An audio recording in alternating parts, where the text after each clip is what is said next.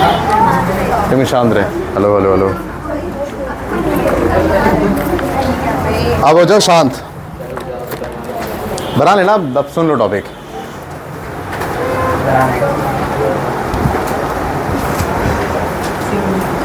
एक गाना सुना आपने, राणा जी मुझको माफ़ करना गलती मारे से हो गई। पता गाना किसके लिए? एक्चुअली में फ्रॉक का साइंटिफिक नेम है आवाज़ Rana tigrina. And just imagine आप चल रहे हो रोड पे और मेंढक आपके पैर के नीचे आ जाए, तो राणा जी को आप पैर के नीचे ले आए, तो गाना क्या होगा? राणा जी मुझको माफ़ करना। तो राणा टिग्रीनस का साइंटिफिक नेम है, आराम आराम से।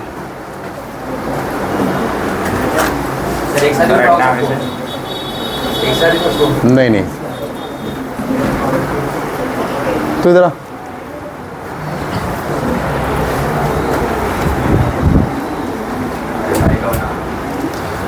आवाज नहीं, शांत रहो। हाँ भाई, तो बात है फ्रॉक का साइंटिफिक नेम क्या है? राणा टिग्रीना। अच्छा, एक बात आपने सुना होगा, स्कूल में ना डाइसेक्शन कराया जाता था, किसका? फ्रॉक का। इसका सिर्फ एक रीज़न था, अब ह्यूमन का डाइसेक्शन तो कर नहीं सकते, जेल में जाना पड़ सकता है, तो हमें पढ़ना ह्यूमन के बारे में ही है, तो हमने चुना एक ऐसे ऑर्गेनिज्म को जिसके पास ह्यूमन के जैसे सिमिलैरिटी हो। अब यूँ तो बहुत सारे हैं, गाय, बिल्ली, ऐसे कितने सारे हैं, लेकिन फ्रॉग एक ऐसा प्राणी है, पिद्दा सा होता है, बोल सकता नहीं है, दिखता ठीक से है नहीं, तो इस पर हम क्रुएलिटी थोड़ा बहुत कर सकते हैं।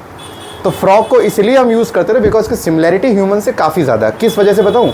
जैसे हमारा स्टमक काम करता है, इनका भी सेम, जैसे हमारे पास नर्वस सिस्टम, इनका भी सेम, और इतनी सिमिलैरिटी होने की वजह से हम फ्रॉग को स्टडी किया करते थे, ना कि किसी और ऑर्गेनिज्म को, वरना करने को तो हम और भी स्टडी कर सकते हैं। आज तो फ्रॉग भी मना हो चुका है, सोचो एनिमल क्रुएलिटी के बिहार पे। अब आप ये सोचो कि हमें फ्रॉग में पढ़ना क्या? आवाज़ नहीं, शांत हो जा। अभी हम पढ़ने वाले पहले फ्रॉग की मॉर्फोलॉजी। याद होगा मॉर्फोलॉजी का मतलब क्या होता है? किसी भी ऑर्गेनिज्म में बाहरी कैरेक्टर की स्टडी करना। जो फ्रॉग को हम देख रहे हैं, बाहर से हमें क्या क्या दिख रहा है। तो सबसे पहले बात करते हैं फ्रॉग के बॉडी सेगमेंटेशन के बारे में। तो भाई बॉडी में इसके सिर्फ दो ही पार्ट होते हैं, एक हेड और दूसरा ट्रंक। तुम्हारे पास नेकलेस होना हो, इसके पास ज़रूर है। कैसे?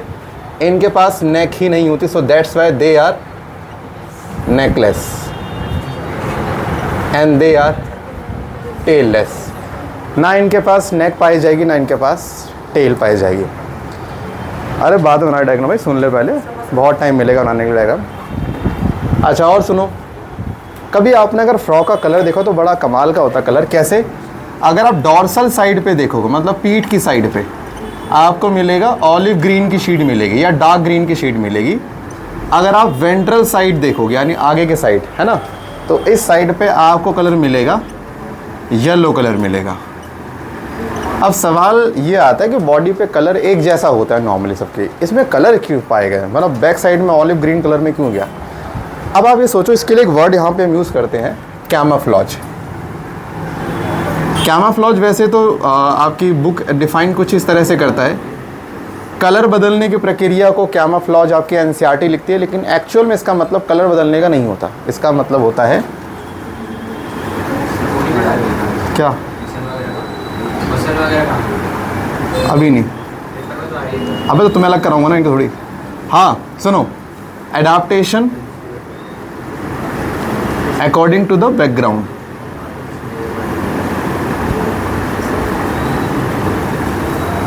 ठीक, सोचो हमें एनसीईआरटी ऐसा बोलती है, मतलब बुक्स में ऐसा लिखा होता है कि कलर चेंज करने को हम सिंपली कहते हैं कैमोफ्लेज। जैसे गिरगिट में आप सुनते हो ना, पहली बात तो कलर चेंज करने को तो बिल्कुल नहीं कहते। बात सिंपली ये होती है, कोई भी चीज़ अगर अपने बैकग्राउंड में छुप जाए, दैट इज़ कैमोफ्लेज। अब जैसे मान के चलो, अगर आपको याद हो तो हमारी जो इंडियन आर्मी की जो ड्रेस है, उस ड्रेस का एक कलर है ना, और ब्राउनिश और एक ऑलिव ग्रीन की शेड में एक कलर है। ये इसलिए है, अगर मान के चलो कहीं पे कोई ऑपरेशन चल रहा है तो उस केस में किसी दुश्मन एरिया में गए तो वहाँ से वो अपने हेलीकॉप्टर भेजते हैं ढूंढने के लिए। अब हमारी वर्दी ऐसी है कि मिट्टी के कलर के साथ भी मैच कर जाती है और जंगल के उन हरे पत्तों के साथ भी मैच कर जाती है। तो अगर मान लीजिए आप ऊपर से ऐसे जा रहे हैं और आपको ग्रीन पे एक ग्रीन चीज़ ढूंढनी हो तो मुश्किल है ना। तो यानी कि कैमोफ्लेज से एक चीज़ बेटर है, सर्वाइवल के चांस बढ़ जाते हैं। फ्रॉग को ये पता है कि भाई जनरली मैं पानी के बाहर ग्रीन ग्रास पे रहता हूँ, ठीक है, रोड पे तो घूमेगा, वो बात अलग है, उसको नहीं मिला तो रोड पे घूमेगा। अब ग्रीन ग्रास के अंदर अगर मान के चलो इसका कलर कुछ और हो जाता है ग्रीन के अलावा, तो उससे होगा क्या, ग्रीन कलर पे ग्रीन के अलावा दूसरी शेड को स्पॉट करना बहुत आसान होता है। इससे पता है क्या होता है, जो भी ऊपर मान लो बर्ड्स उड़ रही हैं या स्नेक वगैरह, वो ईजिली स्पॉट कर लेते हैं, भाई ये रहा मेंढक, खा सकते हैं। तो अगर ऐसा हुआ तो फिर एक टाइम में तो सारे फ्रॉग की पॉपुलेशन गायब हो जाएगी दुनिया से। तो फ्रॉग ने अपनी स्पीशीज़ को बचाने के लिए क्या किया, कैमोफ्लेज कर लिया, मतलब कलर ऐसा किया जो उसके बैकग्राउंड से मैच कर जाए ताकि ईजिली स्पॉट ना हो पाए। कैमोफ्लेज नेचर में सिर्फ एक रीज़न से है, सर्वाइवल के लिए। अगर तुम्हें याद हो, सबसे बेस्ट जो मुझे अब तक पता है कैमोफ्लेज, एक रैटल स्नैक और एक स्नो लेपर्ड। स्नो लेपर्ड तो आपके सामने होगा, आपको देखिए अपने सामने बैठा हुआ है, इतना भयंकर कैमोफ्लेज करता है। वो पहाड़ों के बीच में आपके सामने बैठा होगा, आप ये नहीं बता सकते कि यार ये पहाड़ है या फिर ये मतलब स्नो लेपर्ड है। इतना भयंकर उसका कैमोफ्लेज होता है, इसलिए बहुत डेंजरस इसलिए माना जाता है। तो खैर, इनका कलर होने का रीज़न क्या है, to adopt according to the background, so that इनका सर्वाइवल के चांस बढ़ जाए। साथ ही आपको याद होगा, they are cold blooded animal. Cold blooded animal कौन होते हैं, जो अपनी बॉडी का, अच्छा मैं ना आपको एक चीज़ बोलता हूँ, 7:15 बोल रहे, 15 नॉर्मल टाइम। अच्छा, कोल्ड ब्लडेड वाले हम बोलते हैं नॉर्मली जो टेम्परेचर को कांस्टेंट ना रख पाए। मैं आपको एक चीज़ बोलूँगा, आप टेम्परेचर ना बोलो, आप बोलो इंटरनल इन्वायरमेंट। क्या बोलो, इंटरनल इन्वायरमेंट। देखो टेम्परेचर गलत नहीं है, बट उससे अच्छी टर्म इंटरनल इन्वायरमेंट है, जो सीधा कहती है बॉडी के अंदर की सारी कंडीशन। अब एक स्पेसिफाई करना और एक सारी टर्म्स को यूज़ करना तो बेटर कौन सा, जिसमें सब यूज़ हो जाए। तो जो अपनी बॉडी का इंटरनल इन्वायरमेंट कांस्टेंट नहीं रख पाते उन्हें बोलते हैं क्या, कोल्ड ब्लडेड। अब अगर इसमें तुम्हें ध्यान दो, तो अगर मैं तुम्हें इसमें एक स्पेसिफाई कर देता हूँ टेम्परेचर, बोल दे। अब मेरे को ये बताओ, अगर कोई बॉडी अपना टेम्परेचर मेंटेन नहीं कर पा रही है, तो अगर बाहर टेम्परेचर ज़्यादा होगा तो इसकी बॉडी में भी टेम्परेचर ज़्यादा होगा। अगर बाहर टेम्परेचर कम तो बॉडी के अंदर भी टेम्परेचर कम। हमारी बॉडी में कुछ प्रोटीन्स है जो हमारे लिए बहुत मेन काम करते हैं, उन प्रोटीन्स को एंजाइम का नाम दिया गया है ना। आप ये समझो जैसे इंडिया को गवर्नमेंट रन करती है, गवर्नमेंट के कुछ एम्प्लॉयज़ होते हैं जो गवर्नमेंट को चलाते हैं, ऐसी हमारी बॉडी अपने आप में गवर्नमेंट है, और हमारी बॉडी को चलाते हैं एंजाइम्स। कौन, एंजाइम्स। भाई अगर एंजाइम को कुछ हुआ हम नहीं रहेंगे, और एंजाइम सीधा टेम्परेचर से अफेक्ट होता है। ज़्यादा टेम्परेचर कर दोगे एंजाइम डिस्ट्रॉय हो जाएंगे, ज़्यादा कम टेम्परेचर कर दोगे एंजाइम डीएक्टिवेट हो जाएंगे, यानी दोनों ही सूरतों में एंजाइम काम करने से मना कर देंगे। अब मेरे को बताइए, अगर फ्रॉग को समर में बुलाया जाए गर्मी में कि आजा भाई मई जून की ठंडी में आजा मज़े लेते, तो इतनी ज़्यादा गर्मी के अंदर उसकी बॉडी के अंदर टेम्परेचर बढ़ेगा, फ्रॉग सर्वाइव, यानी फ्रॉग की डेथ हो जाएगी समर के अंदर। अब बुलाते विंटर में, विंटर में टेम्परेचर इतना कम हो जाता है कि बॉडी के उसके जितने एंजाइम है सारे डीएक्टिवेट, उसके फिर से डेथ हो जाएगी। तो मेंढक करे तो करे क्या, तो मेंढक कहता भाई मैं उस टाइम पर आऊँगा जिस टाइम पर टेम्परेचर ना तो बहुत ज़्यादा और ना बहुत कम। अब ये कौन सा टाइम होता है, जब समर से विंटर की तरफ बढ़ते हैं। देखो हमेशा ना कहते हैं, आपने जब देखा होगा किसी मूवी वगैरह तो वीडियोस के बीच में ट्रांजिशन लाए जाते हैं। तो सीज़न हमारे पास ये दो ही होते हैं, विंटर और समर। बीच में सिर्फ ट्रांजिशन डाले भगवान ने। कैसे, विंटर से समर आने वाली होगी, थोड़ी सी बूंद की छींटें माने बारिश, और जब समर से विंटर फिर बारिश। यानी बारिश बेसिकली तब ज़्यादा आती है जब सीज़न का क्या होता है, चेंज होता है, हाँ कि ना। और जिस समय सीज़न में चेंज होता है उस समय पिछला गया नहीं और अगला आ गया, यानी टेम्परेचर किस में आ गया, मॉडरेट में। इसीलिए आपको मेंढक सर्दी गर्मी में नहीं, जब बारिश का सीज़न आता है, सर्दी से गर्मी, गर्मी के सर्दी वाला, तब आपको देखने को मिलेंगे। अब एक रीज़न और, मेंढक कभी आपको रेगिस्तान वाले एरिया में नहीं मिलेंगे, चाहे वहाँ पे टेम्परेचर जितना ज़्यादा प्लेजेंट कर दो, बट नहीं दिखेंगे। क्यों, देखो मेंढक को अपनी जनरेशन को कंटिन्यू करने के लिए, या मैं सिंपली कह लूँ फॉर फर्टिलाइजेशन, आपको पता है मेंढक को अपने बच्चे पैदा करने के लिए पानी चाहिए होता है। मैं समझता हूँ कैसे, ह्यूमंस में तो बेसिक सा तरीका है, मेल फीमेल के साथ सेक्स या कॉपुलेशन करता है, मेल की बॉडी से स्पर्म फीमेल की बॉडी में जाता है, दोनों के गैमेट फ्यूज करते हैं, फीमेल की बॉडी में बच्चा बन जाता है, दैट्स इट। फ्रॉग में ऐसा नहीं होता। फ्रॉग में मेल फ्रॉग अपना स्पर्म वाटर में रिलीज करेगा, ना कि फीमेल की बॉडी में। अब फीमेल अपना एग वाटर में रिलीज करती है, दोनों के गैमेट्स वाटर के जरिए दोनों आपस में आके मिलते हैं और जाइगोट बनाते हैं। यानी इनके जाइगोट के बनने में वाटर का इंपॉर्टेंट रोल है कि नहीं? अच्छा, क्या हमारे में है? हमारे में रोल नहीं है। तो जिसके में वाटर बहुत इंपॉर्टेंट है फॉर फर्टिलाइजेशन, क्या वो बिना पानी के बच्चे पैदा कर सकता है? इसीलिए मेंढक आपको उस सीजन में मिलेगा जब पानी प्रेजेंट हो और टेम्परेचर भी मॉडरेट हो। और ये दोनों कंडीशन कब आती हैं? बरसात के सीजन में। सुना बरसाती मेंढक आ गए, वो इसीलिए बोलते हैं मेंढक सिर्फ बरसात के समय आते हैं। तो सर ये समर और विंटर में क्या कर रहे होते हैं? तब सुनो, समर में ये सो जाते हैं और इनके सोने को क्या बोलते हैं? एस्टिवेशन। और सर्दी में क्या करते हैं? सर ये उसमें सो जाते हैं, विंटर। क्या हो गया? हाइबरनेशन। क्या करें नंदू, तू भी यही करती है? गर्मी आके सो जाती है, सर्दी में सो जाती है। तुम्हारा सोना इनका सोना जो बहुत अलग है, ये बहुत ज़्यादा अलग। अगर ये हम लोगों में आ गई प्रोसेस, अभी तो नहीं है, पहले थी, तो तुम जितना चाहे इस धरती पे उतने लंबे समय जी सकते हो, जितना चाहे, 1000 साल, 10,000 साल, जितना चाहे, तुम मरोगे ही नहीं। अब बता रहा हूँ है होता क्या है। हमारी जो एज होती है ना, वो आप काउंट करते हो अपने ईयर से, है ना, इतने साल के हो गए। एक्चुअल में आपकी age, biological age is different.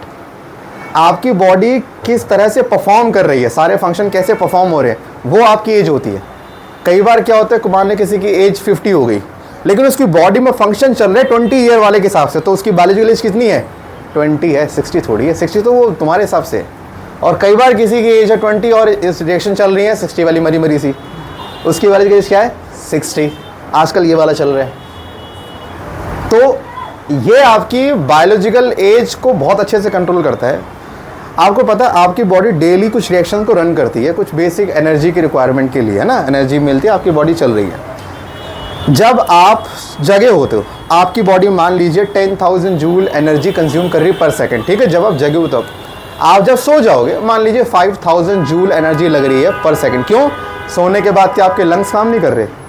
क्या आपकी किडनी काम नहीं कर रही है? और कर रहे तो एनर्जी चाहिए ना, यानी आपके सोने के बाद ही 5,000 जूल एनर्जी लग रही है।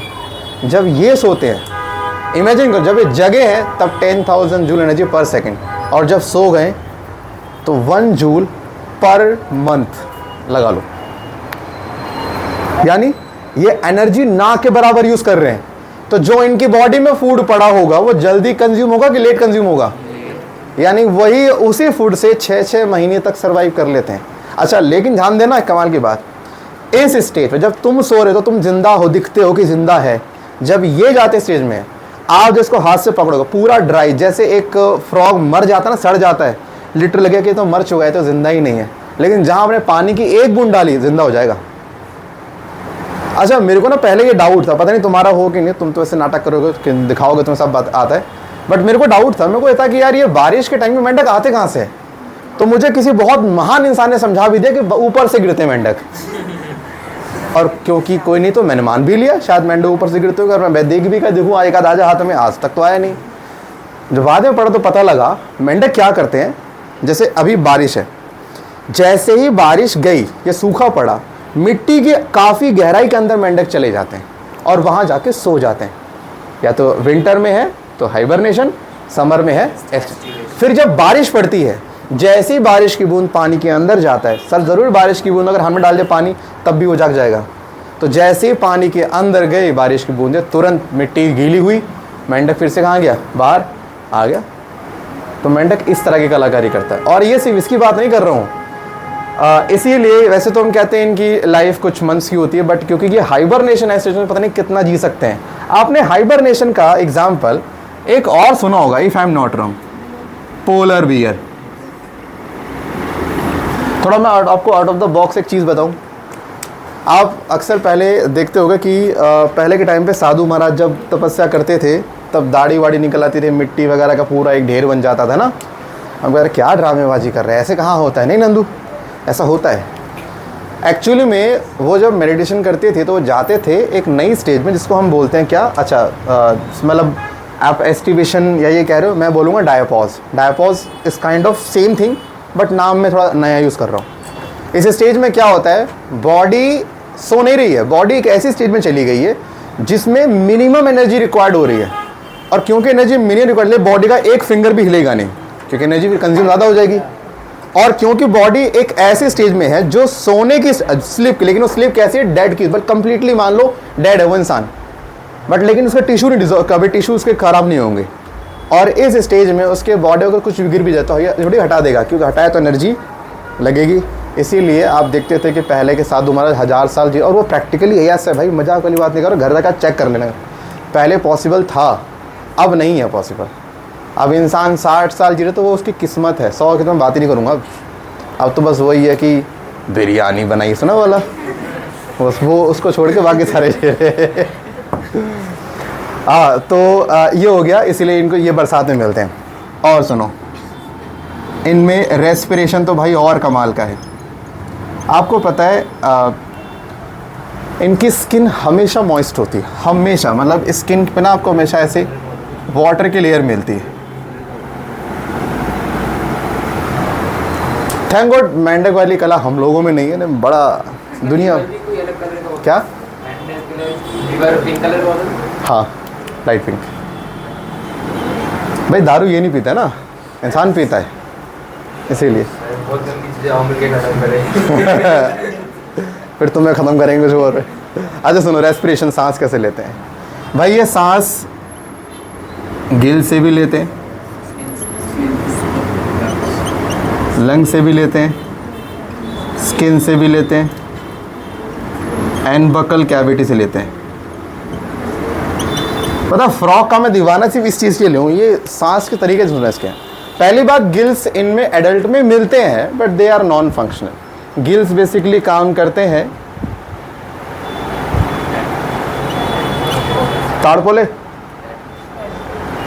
क्या बोलते हैं, अच्छा टैडपोल, मुझे लगा ताड़पोले बोलते हैं। टैडपोल के अंदर गिल्स पाए जाते हैं, तो टैडपोल अपने गिल्स का इस्तेमाल करता है। टैडपोल के पास ये सब नहीं होता। लेकिन जब वही टैडपोल बड़ा हो जाता है, फ्रॉग में कन्वर्ट होता है, तब उसके पास ये सब चीज़ें होती हैं। और फेफड़े से सांस लेने को क्या बोलते हैं, पल्मिनरी रेस्पिरेशन। तो ये कैसे करते हैं, ये हम भी करते हैं, लेकिन ये इतना यूज़ नहीं करते। सबसे मेन है ये, स्किन से सांस लेने को बोलते हैं सब क्यूटेनस रेस्पिरेशन। अगर स्किन से सांस लेगा कोई तो बुलाया जाता है बकोफेरेंजियल। आई मीन मैंने अभी बकल क्या भी लिखा है। सोचो, हमें हमारे ब्लड में ऑक्सीजन ले जाने के लिए क्या करना पड़ता है, मुंह खोलना पड़ता है, हवा आती है, हवा हमारे लंग्स में जाती है, वहाँ से ब्लड में ट्रांसफ़र होती है। इनके में पता है क्या है, मुंह खोला, हवा भर ली, लंग्स तक भेजना ही नहीं है, यहीं के यहीं ब्लड में चली जाती है। एंड जस्ट इमेजिन, मुंह खोला, ये बकल कैविटी, फेरिंग्स, और यहीं से जो ब्लड वेसल होती है सीधा यहीं से एयर कहाँ चलेगी, बगल कैविटी में। यानी कुछ एयर अपने मुंह से सांस सीधा ब्लड में भेज देते हैं, हम नहीं कर सकते। इतनी मोटी चमड़ी कहाँ से जाएगी ऑक्सीजन। अच्छा, सबसे ज़्यादा ये इस्तेमाल करते हैं स्किन, नंबर 1 पे इनका स्किन आता है। आपको पता है मेंढक कभी पानी नहीं पीता, मेंढक हमेशा पानी अपने स्किन से एब्जॉर्ब करता है। पता था, मेंढक कभी पानी पीता ही नहीं है। अच्छा, एक ना मुझे नाम याद नहीं आ रहा, एक एक्सेप्शन बताओ, एक ऐसा कौन सा ऑर्गेनिज्म है जो पूरी ज़िंदगी पानी पीता ही नहीं है। इसका मत बोलना, एटलीस्ट एब्जॉर्ब तो कर रहा है स्किन से। एक ऐसा एग्जाम्पल होता है जो ना तो पानी पीता ना एब्जॉर्ब करता है, पूरी ज़िंदगी एक सिंगल बूंदी पानी नहीं पीता वो, और बिना पानी के सर्वाइव करना बड़ा मुश्किल है। राजस्थानी नहीं नहीं, क्या नंदिनी,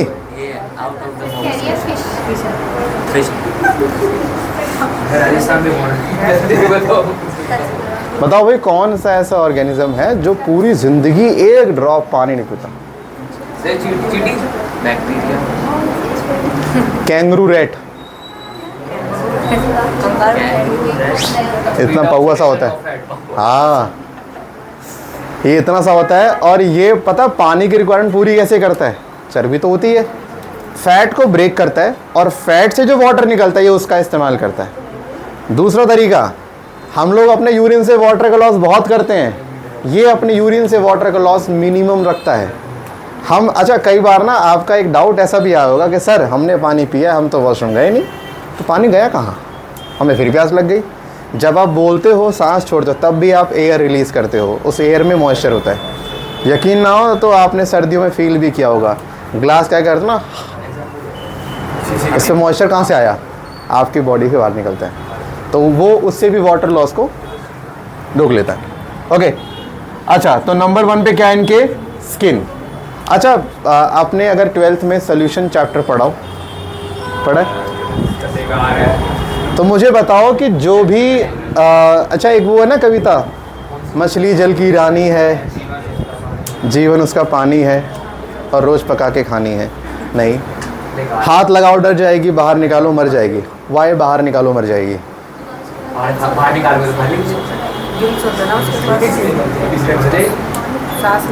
मेरे को रीज़न दो ना कि मछली को बाहर निकालने के बाद मर क्यों जाती है, क्या एयर में ऑक्सीजन नहीं है? तो